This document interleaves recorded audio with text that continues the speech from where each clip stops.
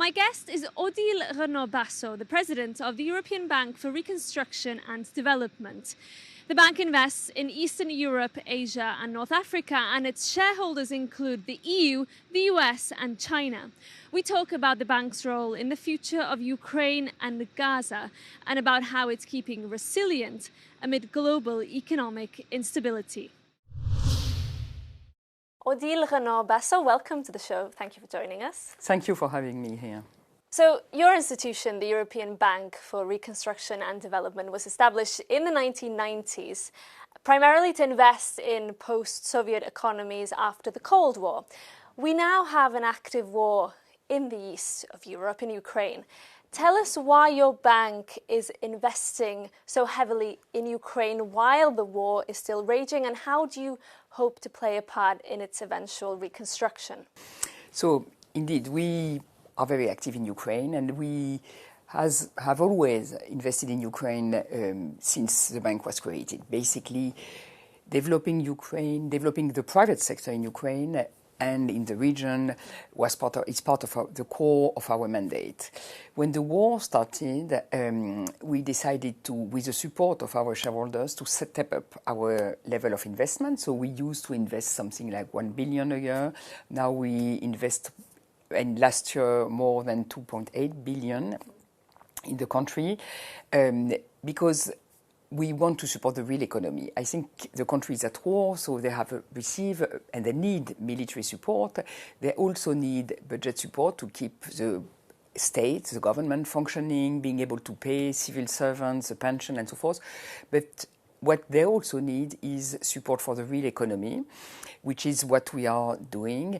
It means, for example, supporting the infrastructure. There have been, since the beginning of the war, and it's even increasing now, some attacks from Russia on key infrastructure, such as energy infrastructure, gas production, transport, railway system. And we've been investing to repair very quickly, as quickly as possible, this infrastructure, develop a more decentralized energy system, repair roads, develop railway, because this is key for the economy to continue to function. So all this is very important to keep the economy going.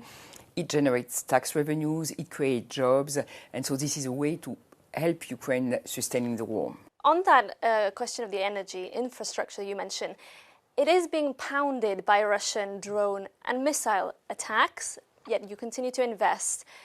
Ukraine is now facing its fourth winter since the war broke out. Is that infrastructure ready for another winter, in your opinion? I think the infrastructure, it cannot never be completely protected. So Ukraine has been extremely effective in repairing very quickly key infrastructure in the network, building shelters to protect some of the infrastructure so that they cannot be targeted. They are protected against target. And also building a more decentralized system where it's not a big power plant, but you have more decentralized energy generation, which is a way to avoid concentrating the risk. On the other hand, Russia is continuing to target. A few days ago, there have been the largest attack on gas infrastructure, and this creates new challenge. So that's why we need to be, as an institution, as a bank, and with the countries that support Ukraine, need to be very agile in defining the response and providing support depending on the priorities. And for example, now we've been working in the last few months and still now with Naftogaz, which is a gas company, in order to ensure that Ukraine has sufficient gas storage to cover for the winter. So you believe that for this winter, the country there is a new challenge. The country was very well prepared a few days ago. The new attack creates new challenge. So it's important to continue to strengthen and to be ready. You also support Ukraine on its reform agenda as it aspires to join the European Union. Now, recently, the Kyiv government tried to push through a law which would have undermined the independence of two anti-corruption bodies. Given these developments, are you still confident that Ukraine is on the right path to joining the European Union? So I'm confident because, first of all, it's a clear priority for the government, but also for Ukrainian people.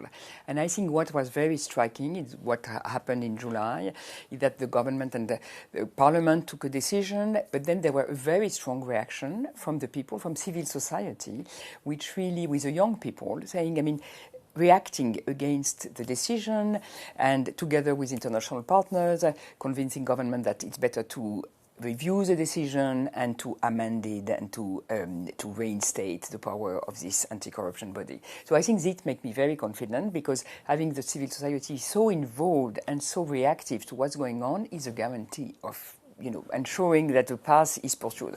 Of course, it's not a linear path. You can have some progress, some backtracking, but the direction is very clear.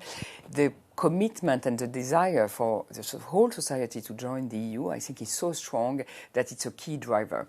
And we see that, for example, we work a lot with state-owned enterprise, where we made a lot of effort and progress in the governance of the companies, so as to ensure that you have international expert, independent governing bodies that manage the company in the interest of the company and its activity. And we are making also good progress there. Sometimes we are not happy with decision, but we always find a solution and find a way to progress.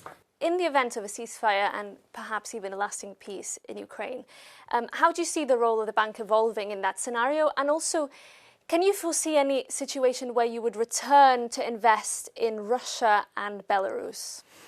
So in the case of, I mean, hopefully we will come soon to reconstruction and with a ceasefire and hopefully a real peace agreement, because I think for real reconstruction, having a clear visibility, uncertainty that the war will not start again is important. If you still have, you remember that Ukraine was in a war since 2014, and this is not very conducive for investment and development. It was, so hopefully this will be the situation. Then we will step up our investment, and I think our plan is to invest at least 3 billion euros per year.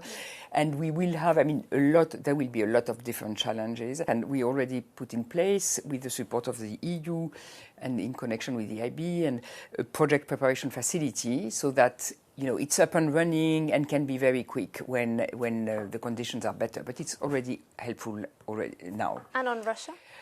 I don't see, for the time being, we have suspended, I mean, any investment and financial relationship with Russia and Belarus. And I don't see the current circumstances allowing us to start again. I'd like to turn to Gaza. Now, as we speak, there is a first phase of a ceasefire that has been agreed and seems to be in effect. We know that still the humanitarian situation on the ground is devastating. Can you foresee a big role for the EBRD in Gaza's eventual reconstruction? So first of all, the recent news is positive. I think it's encouraging, and having a ceasefire will be a very important step. We've been investing in the West Bank in the last few years, and they're also supporting the private sector mostly, and we accelerated our investment also in the West Bank. In the last 2 years, we invested 200 million, and the double of what we've done in the 5 years before. And, you know, investing in the banks, which are really key to keep the economy going, to give access to funding for SMEs, supporting some manufacturing plants in the West Bank. Of course, the needs for reconstruction in Gaza will be huge, and EBRD stands ready. We have a private sector focus, so I think our role would be more to try to bring, when times come and when circumstances allow, to bring private sector or to support financing the private sector in Gaza. But I think that the starting point will be really humanitarian and basic infrastructure reconstruction, but we will be ready when it's possible. If that basic reconstruction does proceed, do you foresee that then the bank could step in and play a role quite soon? I think, yes, we could help, bring, as I was saying, also, if possible, bringing private investors to develop infrastructure, to rebuild hospitals, to address the needs. So, but it really very much depends. Today it looks like still quite far away, but of course it will really depend on the political conditions, and there will be a lot of, I think, all the international community will need to be mobilized for this reconstruction. Finally, I'd like to ask you about how President Trump particularly is embracing quite protectionist policies, slashing development aid. He's also made his disdain for multilateralism quite clear. Is this an existential threat for the EBRD? No, I think that the role of the EBRD, the role of multilateral institutions like EBRD is even more important because we have, with the support of our shareholders, including the US, are very much focusing on how we can develop private sector, market economies, bring foreign investment in the countries in which we work, ensure that investment have a favorable environment, that we create jobs for people, and that we have a positive impact on the growth of the country, but also the global growth. And I think this agenda, which is very much focusing on the private sector, good governance, and so forth, is very important in countries in which we operate. It also helps them building up resilience in a context where there are much more trade tensions, geopolitical tensions. Building resilience and building your, capacity of the economy to generate and diversify your supply chain and so forth is very important for a country to have sustained growth. And I think this is an agenda which is even more important than before. So I think that we have not under threat. On the contrary, our role is even more important. Oudil, Reno-Bاسو, thank you so much for joining us.